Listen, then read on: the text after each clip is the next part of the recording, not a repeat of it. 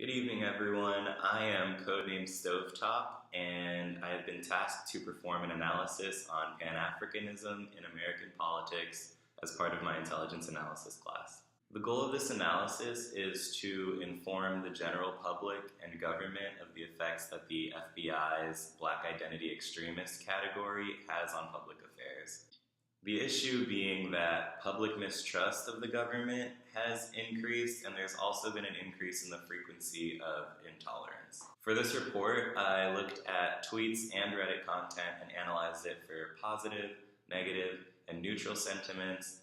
Then I analyzed it for racial or socio-political tension, and also inclusion of conspiracy. Some key judgments that I made in my analysis were that the majority of the American public is dissatisfied with the Bureau's creation of this Black Identity Extremist category.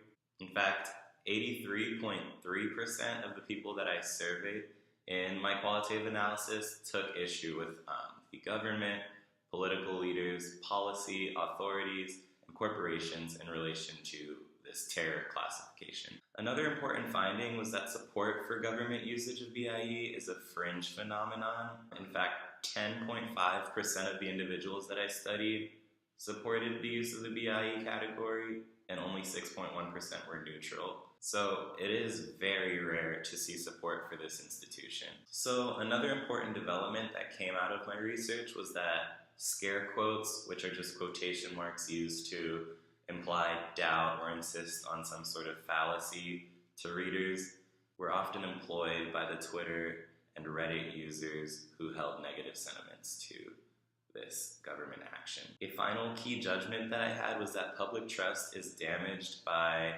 the FBI's usage of BIE.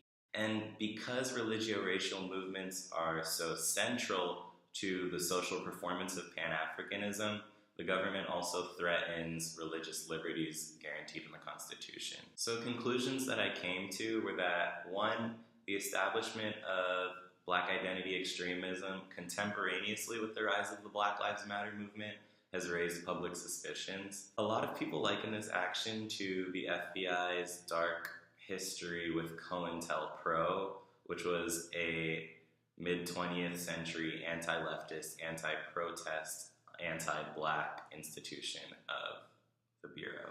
I've also concluded that the silencing of Black Lives Matter activists is a silencing of Pan-African ideals. These Pan-African ideals include a focus on diversity, globalism, on queer affirmation, unapologetic Blackness, collective value, loving engagement, transgender affirmation, Black villages, Black women, Black families, and other intergenerational concerns. The terror designation that is Black identity extremism has the potential to strip peaceful Black activists of their voice and thus threatens a number of progressive movements at the same time. I've also concluded that racial tension and political unrest have risen in recent years, possibly in relation to the Bureau's usage of Black identity extremism as a terror designation. It is very likely that the current presidential administration's public relations have been damaged by this action on the part of the Bureau. In summation, government intent is not easily determined, but the impact of the government actions are.